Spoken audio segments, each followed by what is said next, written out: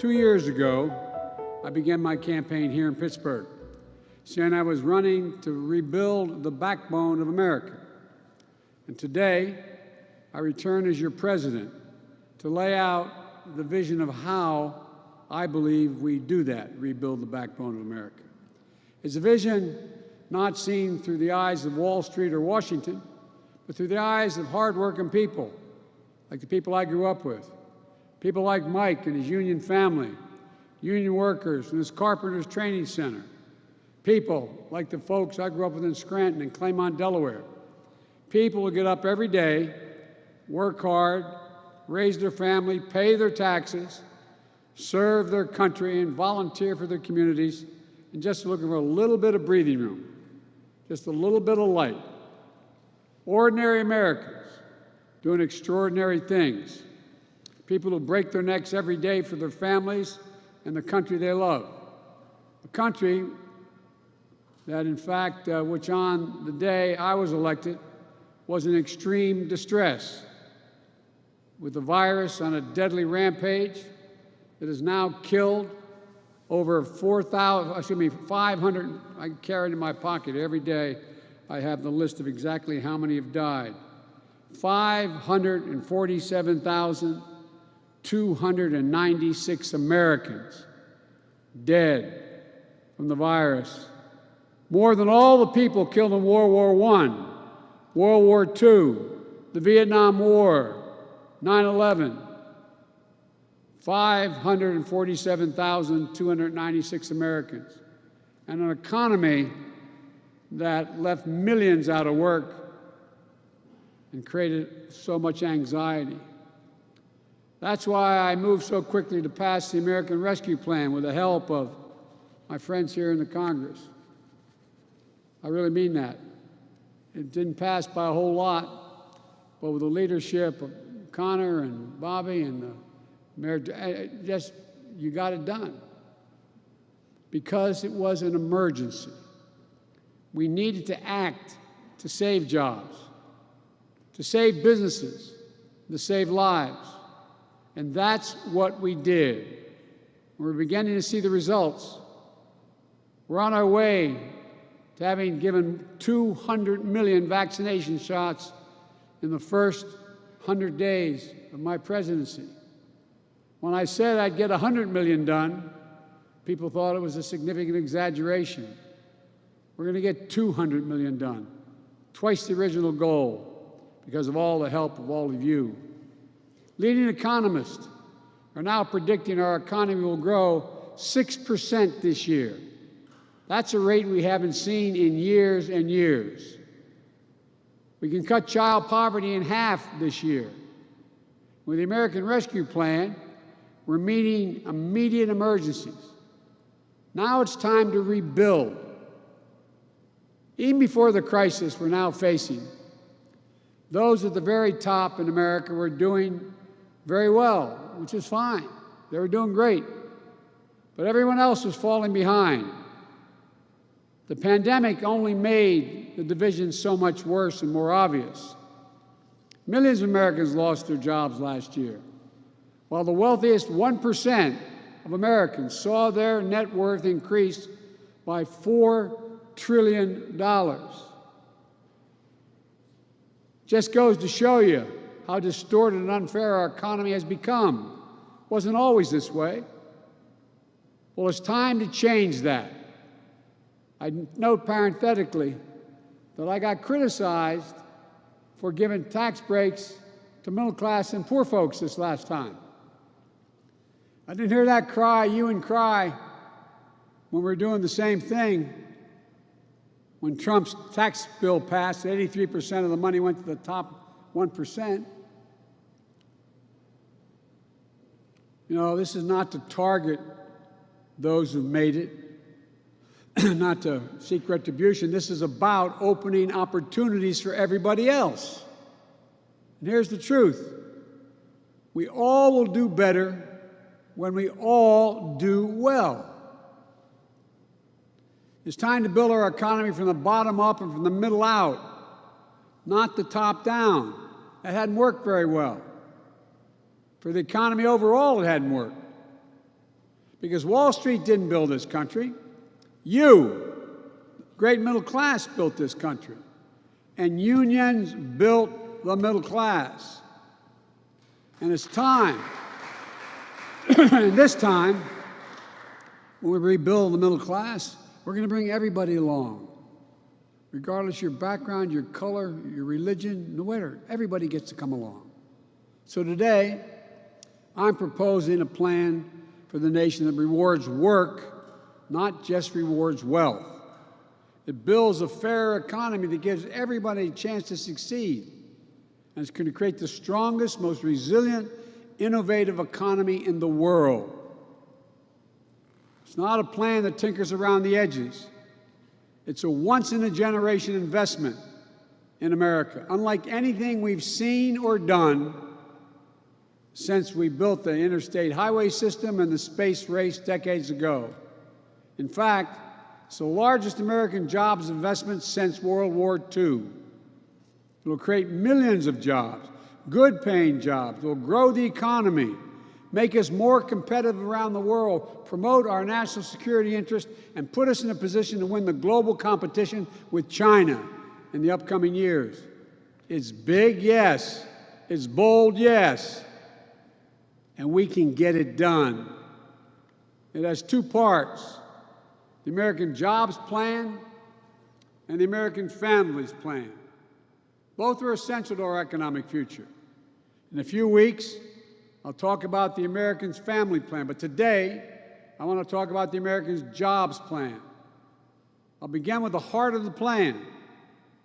It modernizes transportation infrastructure, our roads, our bridges, our airports. I just left your airport. The director of the airport said we're about to renovate the airport. Is that right, Mr. County Executive? We're going to innovate. We're going to employ thousands of people.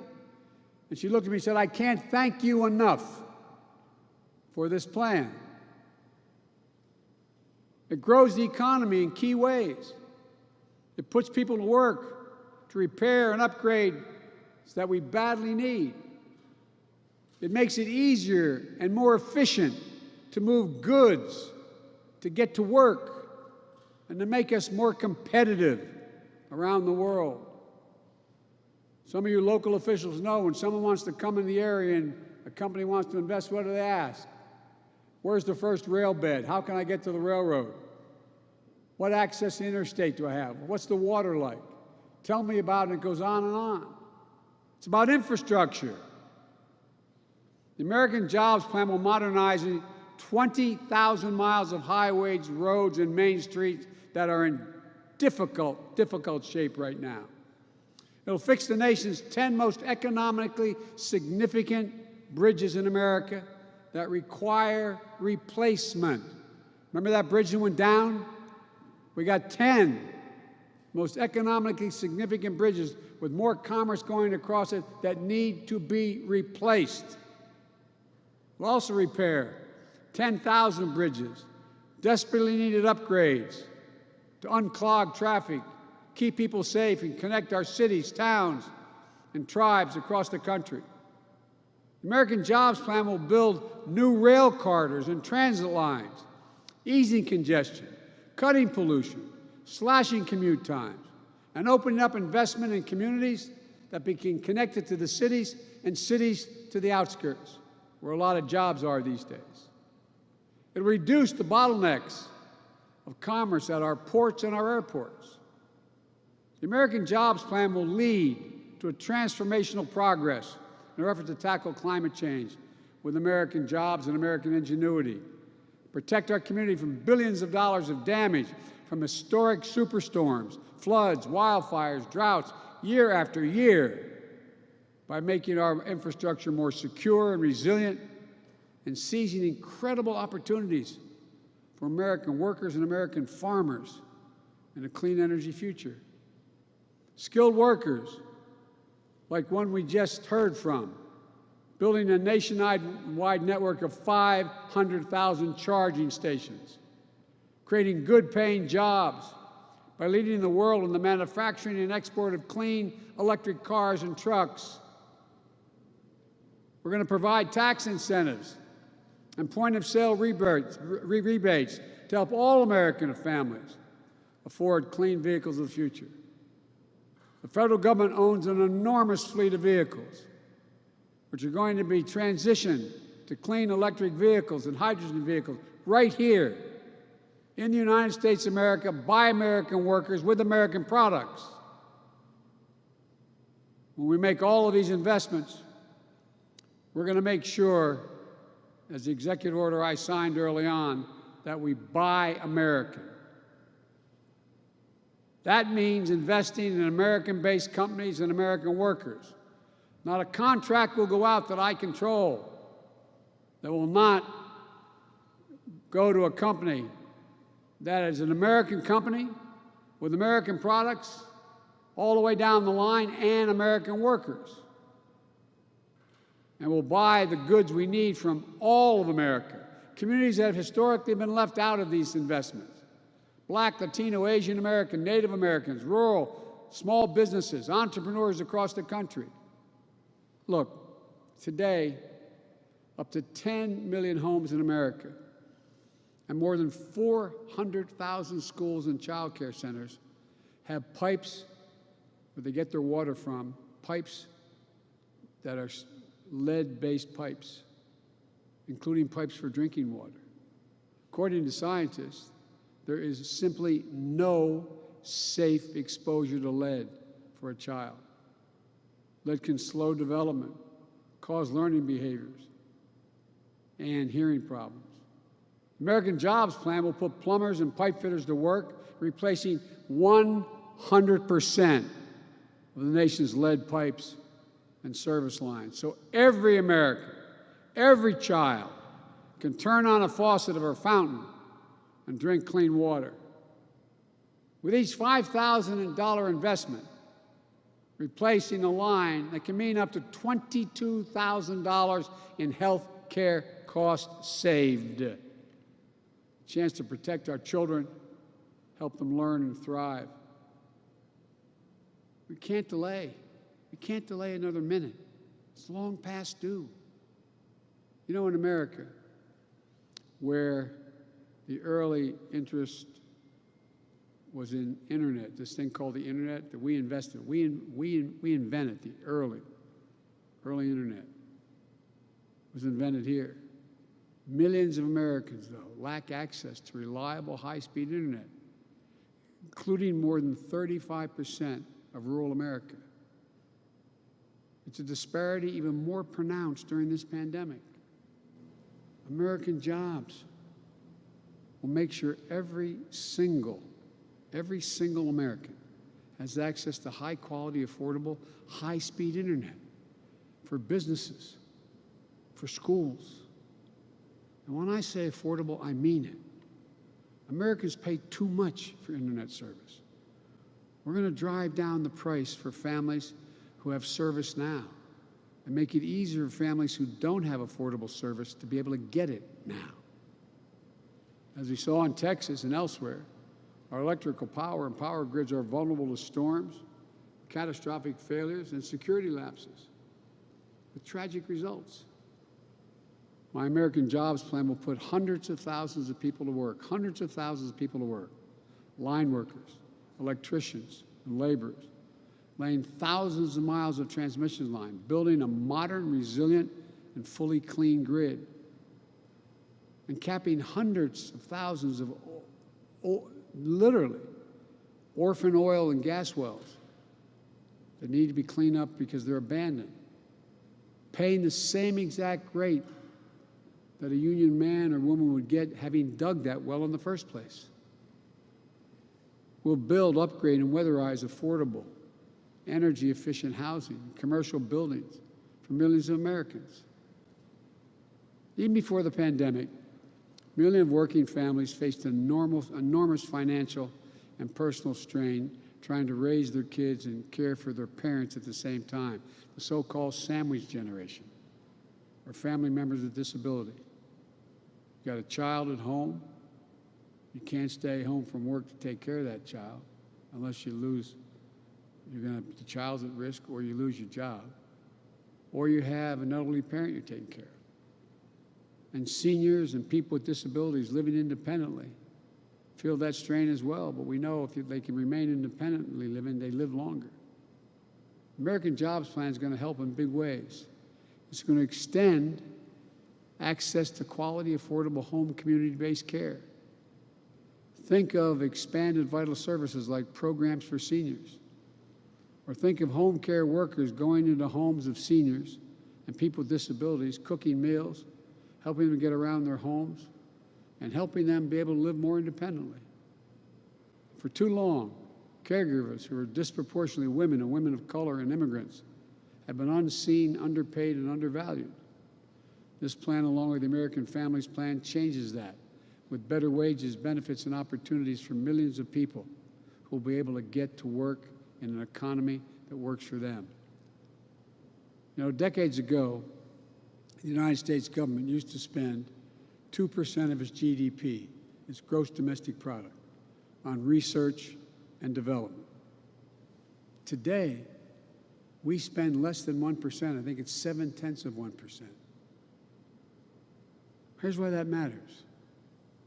We're one of only a few major economies in the world whose public investment in research and development as a share of GDP has declined constantly over the last 25 years. And we've fallen back. The rest of the world is closing in and closing in fast. We can't allow this to continue.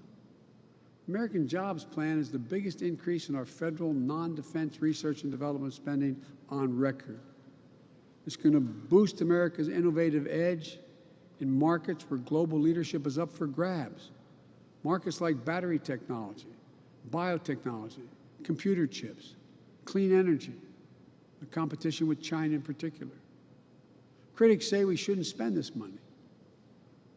They ask, what do we get out of it? Well, they said the same thing when we first flew into space for the first time. They said the same thing. Well, pushing the frontiers led to big benefits back home. When NASA created Apollo's digital flight control system, unheard of at the time, it led to technologies that help us today to drive our cars and fly our planes. When NASA invented ways to keep food safe for the astronauts, it led to programs that have been used for decades to keep food safe in supermarkets.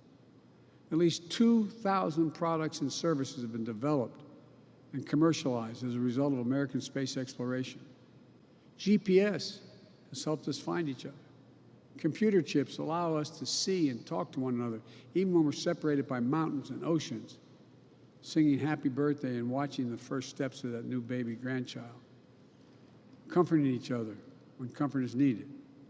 Think about what it means to you and your loved ones. We just have to imagine again.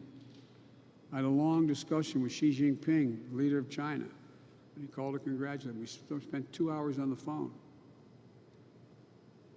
And he said, and I was astonished, my national security team and the China experts who were on the line, he said, you've always said, Mr. President, that you can define America in one word, possibilities. That's who we are. In America, anything's possible. Like what we did with vaccines a decade ago that laid the foundation for COVID-19 vaccines we have today. Like we did when the interstate highway system that transformed the way we traveled, lived, worked, and developed. Americans could visit relatives anywhere in the country with just a family station wagon. Business here in Pittsburgh could load up a truck, get a product to Portland or Phoenix. To this day, about a quarter of all the miles Americans drive each year on one of those very original highways. Imagine what we can do, what's within our reach if we modernize those highways. You and your family could travel coast to coast without a single tank of gas on board a high-speed train. We can connect high-speed, affordable, reliable internet wherever you live. Imagine knowing that you are handing your children and grandchildren a country that will lead the world in producing clean energy technology and will need to address one of the biggest threats of our time. That's what we'll do. Altogether, along with the American Rescue Plan, the proposal I put forward will create millions of jobs estimated by some Wall Street outfits over 18 million jobs over 4 years, good paying jobs. It also works to level the playing field, empower workers, and ensure that the new jobs are good jobs that you can raise a family on, and ensure free and fair choice to organize and bargain collectively. That's why my plan asks Congress to pass the Protecting the Right to Organize Act, the PRO Act, and send it to my desk. This plan is important, not only for what and how it builds, it is also important to where we build. It includes everyone, regardless of your race or your zip code. Too often, economic growth and recovery is concentrated on the coast. Too often, investments have failed to meet the needs of marginalized communities left behind. There is talent, innovation everywhere. And this plan connects that talent through cities, small towns, rural communities, through our businesses and our universities, through our entrepreneurs, union workers, all across America. We have to move now, because I'm convinced that if we act now, in 50 years, people are going to look back and say, this was the moment that America won the future. What I'm proposing is a one-time capital investment of roughly $2 trillion in America's future, spread largely over 8 years. It will generate historic job growth, historic economic growth, help businesses to compete internationally, create more revenue as well. They are among the highest value investments we can make in the nation, investing in our infrastructure. But put another way, failing to make these investments adds to our debt and effectively puts our children at a disadvantage relative to our competitors. That's what crumbling infrastructure does. And our infrastructure is crumbling. We rank 13th in the world. What's more, it heightens our vulnerability to and attracts our adversaries to compete in ways that they haven't up to now. And our adversaries are worried about us building this critical infrastructure. Put simply, these are investments we have to make. We can afford to make them. Or put another, we can't afford not to. So how do we pay for it? I spoke to the majority leader, I guess he's no longer the majority leader. He has been for a long time. I spoke to the Republican leader about the plan. Everybody's for doing something on infrastructure. Why haven't we done it? Well, no one wants to pay for it. Less than 4 years ago, as I said, the Congress passed a tax cut of $2 trillion, increasing the national debt $2 trillion. It didn't meet virtually any of the predictions it would in terms of growing the economy. Overwhelmingly, the benefits of that tax package went to the wealthiest Americans.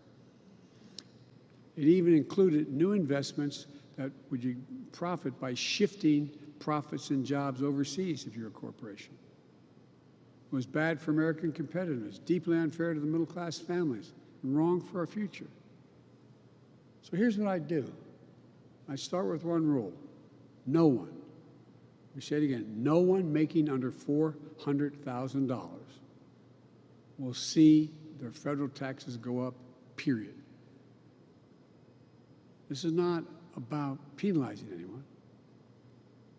I have nothing against millionaires and billionaires. I believe American capitalism. I want everyone to do well. But here's the deal. Right now, a middle-class couple, a firefighter and a teacher, with 2 kids making a combined salary of, say, $110,000, $120,000 a year, pays 22 cents for each additional dollar they earn in federal income tax. But a multinational corporation that builds a factory abroad, brings it home and sells it, they pay nothing at all. We're going to raise the corporate tax. It was 35%, which was too high. We all agreed 5 years ago it should go down to 28%, but they reduced it to 21%. We're going to raise it back to up to 28%. No one should be able to complain about that. It's still lower than what that rate was between World War II and 2017. Just doing that one thing will generate $1 trillion in additional revenue over 15 years. In 2019, an independent analysis found that there are 91, let me say it again, 91 Fortune 500 companies, biggest companies in the world, including Amazon, that use various loopholes so they pay not a single solitary penny in federal income tax. I don't want to punish them. That's just wrong. That's just wrong. Farmer and teacher paying 22%. Amazon and 90 other major corporations paying 0 in federal taxes. I'm going to put an end to that. Here's how we'll do it. We're establishing a global minimum tax for U.S. corporations at 21%. We're going to level the international playing field. That alone will raise $1 trillion over 15 years.